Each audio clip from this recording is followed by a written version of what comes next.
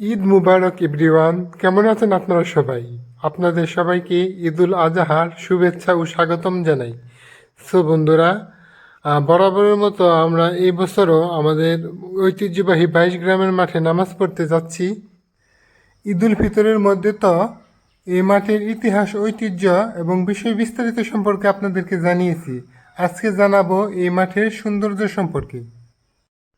নদীর পাড়ের মিঠু পথ দিয়ে আমরা হেঁটে হেঁটে যাচ্ছি। নদীর মিষ্টি বাতাস আমাদের গায়ে এসে লাগছে। গাছে গাছে আম পেকে রয়েছে, গাছের মধ্যে নানান ধরনের ফুল ফুটে রয়েছে। পরিবেশটা এক কথায় অসাধারণ। আলহামদুলিল্লাহ, দেখতে দেখতে আমরা চলে আসলাম আমাদের ঈদগাহ মাঠে। তোমরা তো দেখতেই পাচ্ছ, এক পাশে কি সুন্দর একটি নদী, নদীর থেকে মিষ্টি বাতাস আমাদের এই ঈদগাহ মাঠের মধ্যে আসে। কত সুন্দর একটা পরিবেশ তোমরা ভাবতে পারো। পাশেই নদী, তার পাশেই হচ্ছে সুবিশাল একটি ঈদগাহ মাঠ।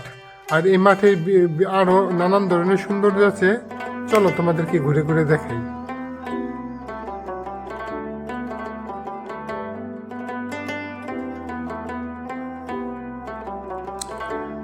আর এটা হচ্ছে আমাদের মাঠের বাহিরের পরিবেশ। এক এক সময় এই জায়গায় এক এক রূপ থাকে। ঈদুল ফিতরের সময় সুন্দর সবুজ ধান ক্ষেত ছিল, বর্ষার সময় বেশ সুন্দর পানি থাকে। এখন তো সুবিশাল খোলা মাঠ, এক পাশে নদী, এক পাশে সুবিশাল খোলা মাঠ। এইখান থেকে মিষ্টি বাতাস আসতেছে, মুসল্লিরা সুন্দর বাতাসে বসে রয়েছে। তোমরা ধারণা করো, একবার কল্পনা করো পরিবেশটা কত বেশি সুন্দর। তোমরা নিশ্চয়ই ধারণা করতে পারতেছ আমাদের পরিবেশটা কত বেশি সুন্দর। সুন্দর খোলামেলা পরিবেশের মধ্যে আমাদের মাঠটা অবস্থান করছে। আর আজকে তো আল্লাহর রহমতে অনেক সুন্দর বাতাস বইতেছে। বাতাসের কারণে উপরের সামিয়ানাগুলো কীরকম এক একটা সরে সরে যাচ্ছে।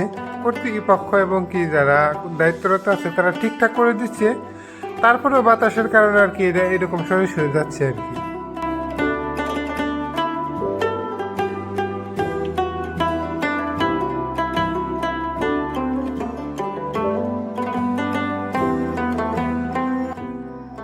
আলহামদুলিল্লাহ, আমাদের মুসল্লিগণ প্রায় সবাই চলে এসেছি।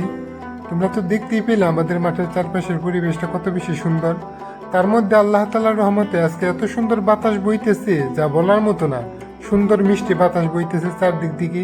তোমরা তো দেখতেই পাচ্ছ সামিয়ানাগুলো কীভাবে বাতাসে দুল খাচ্ছে। সব মিলিয়ে পরিবেশটা অসাধারণ, অমায়ক, যা কি বলবো, মনে গেঁথে রাখার মতো। আর আমার মনে হয় আমি জীবনের প্রথম এই আর কি প্রথম কাতারে দাঁড়িয়ে নামাজ আদায় করব। এটা আমার মনে খুব অন্যরকম ভালো লাগা কাজ করছে। ছোটোবেলায় কখনো পড়ছি কিনা মনে নেই, কিন্তু এইবার যে পড়তেছি এটা শিওর। আমাদের এই মাঠটা অনেক বেশি পুরনো।